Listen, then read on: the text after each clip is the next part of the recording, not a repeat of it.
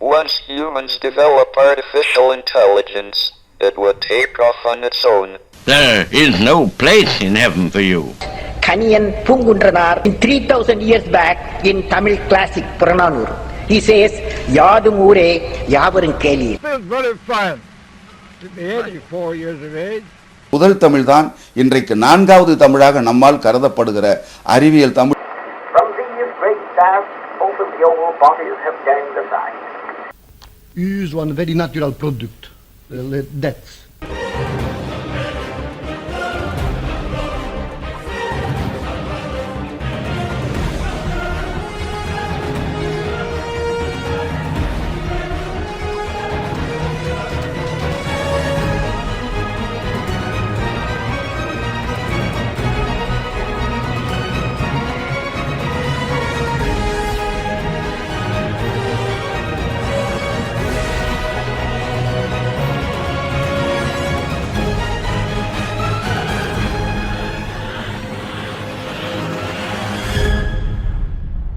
உலக தமிழ் மக்கள் அனைவருக்கும் வணக்கம், வாழ்த்துகள். எனது பெயர் பேராசிரியர் டாக்டர் செம்மல் மனவை முஸ்தபா. அறிவியல் தமிழ் தந்தை மனவை முஸ்தபா ஐயாவுடைய மகன். இந்த கிரேட் இண்டியன் ஜீன் ப்ராஜெக்ட் பற்றிய ஒரு தெளிவுரை தான் இந்த காணொளி. இது இன்டர்நேஷனல் அப்ளைடு தமிழ் டீம் என்னும் ஒரு உலக அளவு வளர்ந்துள்ள ஒரு தமிழ் அமைப்பின் 10வது திட்டமாகும். ஆதி காலத்தில் மனிதர்கள், தமிழர்கள் தங்களுடைய சமூகத்தில் வாழும் சிறப்பான ஆளுமைகளுடைய வாழ்க்கையை பற்றிய செய்திகளை குகைகளில், சுவர்களில் எழுதினார்கள். அதன் பிறகு கற்களில் செதுக்கி வைத்தார்கள், ஓலைச்சுவடிகளில் எழுதினார்கள், பல்வேறு தளங்களில் எழுதினார்கள், பல்வேறு நிலைகளில் எழுதினார்கள். செய்யுள் வடிவத்தில், காப்பிய வடிவத்தில், பல்வேறு வடிவங்களில் தங்களோடு வாழ்ந்த மக்களுடைய வாழ்க்கையை, வரலாற்றை எழுதி வைத்தார்கள். நாம் இப்போ 21ஆம் நூற்றாண்டில் இருக்கோம். இந்த 21ஆம் நூற்றாண்டில் உள்ள கல்வெட்டுங்கிறது இணையம்தான். ஆகையால் இணையத்தில் நாம் செதுக்குகின்ற கல்வெட்டு இது. இணையமே இன்றைய கல்வெட்டு, வாழ்க்கை ஆவண திட்டம்னு இதுக்கு பெயர். இதன் மூலமாக உருவாகின்ற காணொளிகள் அனைத்தும் யூடியூப்ல பதிவேற்றம் செய்யப்படும். அதன் பிறகு இன்டர்நெட் ஆர்கைவ்ஸ்ல பதிவேற்றம் செய்யப்படும். சயின்டிஃபிக் தமிழ் விர்ச்சுவல் லைப்ரரி என்னும் தளத்திலும் அது இருக்கும். அதில் சேம்பர் 11, அந்த பகுதியில் சேம்பர் 11ல் இந்த வகையான காணொளிகள் அடுக்கி வைக்கப்படும். காலத்திற்காக அடுத்த தலைமுறை தமிழர்கள் சரியான வரலாற்றை அறிந்துணர வேண்டும். இன்றைய காலத்தில் வாழும் அறிஞர்களை ஆவணப்படுத்த வேண்டியது நமது கடமையாகும். இந்த திட்டத்தின் நோக்கம் அடுத்த தலைமுறை தமிழர்கள் சரியான வரலாற்றை அறிந்து உணர வேண்டும் என்பதாகும். அதற்கான ஒரு வழிமுறையாக இது அமைகிறது. இன்றைய காலத்தில் வாழும் அறிஞர்களை ஆவணப்படுத்தி அடுத்த தலைமுறைக்கு பாதுகாப்புடன், தெளிவுடன், மயக்கமின்றி கடத்த வேண்டியது நம் மீது கடமை. அந்த பணியை இந்த திட்டம் சிறப்பாக செய்யும் என்று நாம் நம்புகிறோம்.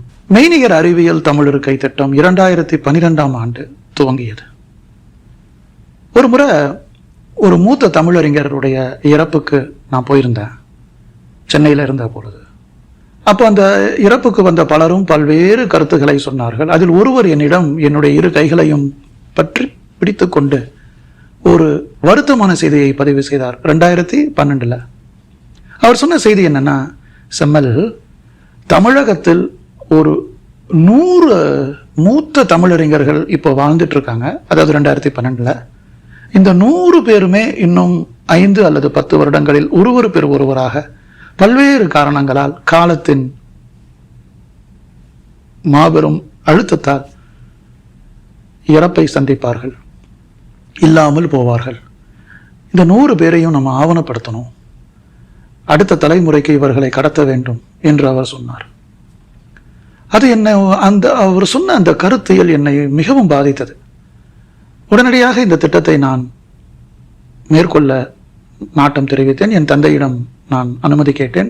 நிச்சயமாக இது மிகவும் முக்கியமான ஒரு பணி என்று ஒரு தொகையை இந்த திட்டத்திற்காக அப்பொழுதே அவர் ஒதுக்கி எனக்கு கொடுத்தார். அவருடைய பொருளாதாரத்திலிருந்து ஒரு தொகையை கொடுத்து, இதை வைத்து இந்த பணியை சிறப்பாக செய் என்று. ஏன்னா நான் அப்போ தமிழ்நாட்டில் ஒரு கல்லூரியில் இணை ஆசிரியராக வேலை செய்து கொண்டிருக்கின்றேன். பல்வேறு ஊர்களுக்கும் சென்று ஆவணப்படுத்தும் அந்த பொருள் செலவை என்ன செய்யணும்னு சொல்கிற பொழுது அவர் தன்னுடைய பொருளை கொடுத்து தமிழ் அறிஞர்களை ஆவணப்படுத்த துவங்கு என்று சொன்னார். அதனை நான் அவருடைய காலத்திலேயே 2012 துவங்கினேன். அப்போ நான் மெடிக்கல் காலேஜில் பேராசிரியராக இருக்கிறதுனால தமிழ்நாடு முழுக்க தமிழ்நாடு டாக்டர் எம்ஜிஆர் மெடிக்கல் யூனிவர்சிட்டியில் எக்ஸாமினர்ஷிப்பு வரும், MBBS எக்ஸாமினராக. பல்வேறு மாவட்டங்களில் உள்ள மருத்துவக் கல்லூரிகளுக்கு ஆசிரியராக, தேர்வு ஆசிரியராக நான் செல்வேன். அப்போ ஒரு 3 நாள் 4 நாள் செல்வேன். என்னுடைய அன்பு நண்பர் ரகுநாத் ரத்னம் அவரையும் நான் அழைத்து கொண்டு நாங்கள் 2 பேருமே போவோம், ஒவ்வொரு ஊராக போவோம். காலையில் போய் மெடிக்கல் காலேஜில் எக்ஸாம் முடிச்சுட்டு மத்தியானம் 12 மணிக்கு வந்து காலையில் போய் மெடிக்கல் காலேஜில் எக்ஸாம் முடிச்சுட்டு சாயந்தரம் ஒரு 4 மணிக்கு வந்த உடனேயே பையை தூக்கிக்கிட்டு ஒவ்வொரு ஊர்லேயும் அந்தந்த ஊரில் உள்ள அறிஞர்களை ஆவணப்படுத்துறது அப்படின்னு ஒரு முயற்சியை மேற்கொண்டோம். கடுமையான காலங்கள் அவை.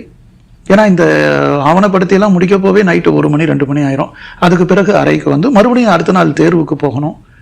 இந்த மாதிரியான பணிகளில் அந்த காலத்தில் இருந்தே செய்த ஒரு மன நிறைவு எனக்கு இருக்குது. இப்போ தொழில்நுட்பம் வளர்ந்து விட்டது, நேரில் போகணும்னு அவசியம் இல்லை, ஜூம் மூலமாகவே நாம் ஆவணப்படுத்த முடியும். இன்று வாழும் தமிழ் அறிஞர்களின் வாழ்க்கையை ஆவணப்படுத்தி அடுத்த தலைமுறைக்கு வழங்குவது இந்த திட்டத்தின் நோக்கமாகும். இப்போ இந்த திட்டத்தில் 4 கிளாஸ் இருக்குங்க.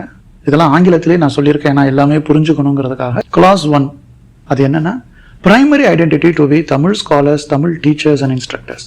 தமிழ் ஆசிரியர்கள், தமிழ் பேராசிரியர்கள், தமிழை கற்றுக் கொடுக்கும் துறை சார்ந்தவர்கள், அந்த பணியை செய்பவர்கள் அனைவருமே இதில் வருவார்கள்.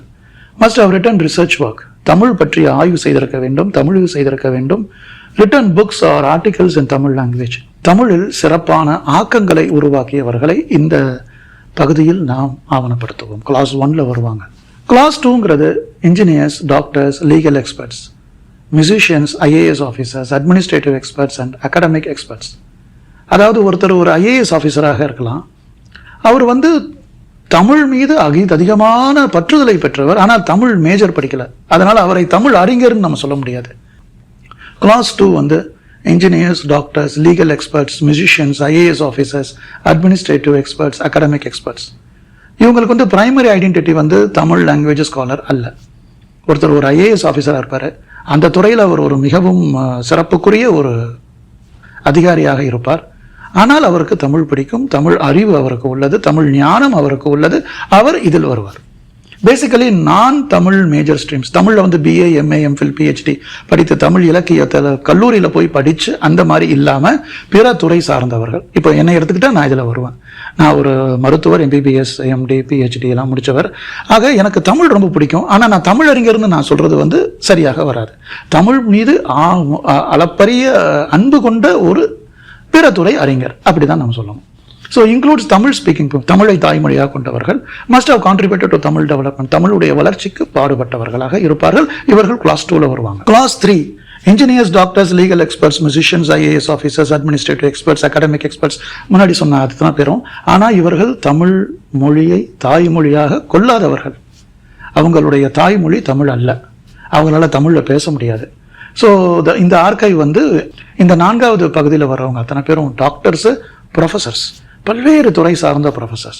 10 வருஷத்துக்கு மேலே தமிழகத்தில் இருந்து தமிழ் மக்களுக்கு தொண்டு செய்து பாடம் எடுத்தவர்களை இந்த கிளாஸ் 4ல் போடுவோம். ஸோ எல்லா கிளாஸும் ஒன்று தான், அது ஒன்று மேலே ஒன்று கீழேன்னு கிடையாது. அதில் நாம் ஒரு பிரித்து வைத்திருப்பதற்கு காரணம், சில பேர் சொல்கிறாங்க எனக்கு தாய்மொழி தமிழ் இல்லை, ஆனால் நான் தமிழுக்கு நிறைய செஞ்சுருக்கேன், என்ன பண்ணுவீங்கன்னு. அவர்களை நாம் தவற விடக்கூடாது, அவர்கள் நமக்கு முக்கியம். ஏன்னா வேற ஒரு மொழியை வீட்டில் பேசுபவர்களாக இருந்தாலும் தமிழுக்கு அவர்கள் தொண்டு செய்துள்ளார்கள், தமிழ் மக்களுக்கு, தமிழ் நாட்டிற்கு தொண்டு செய்துள்ளார்கள் என்னும் பொழுது அவர்களுக்கு அந்த உரிய மரியாதையை நாம் வழங்க வேண்டும். தமிழ் மொழியில் ஆய்வுகளை செய்தவர்களையும், தமிழ் மொழியின் வளர்ச்சிக்கு பாடுபட்டவர்களையும், தமிழ் நிலத்தின் வளர்ச்சிக்கு பாடுபட்டவர்களையும் ஆவணப்படுத்தி அடுத்த தலைமுறைக்கு பாதுகாப்பாகவும் சிறப்பாகவும் கடத்த வேண்டியது நமது நோக்கமாகும்.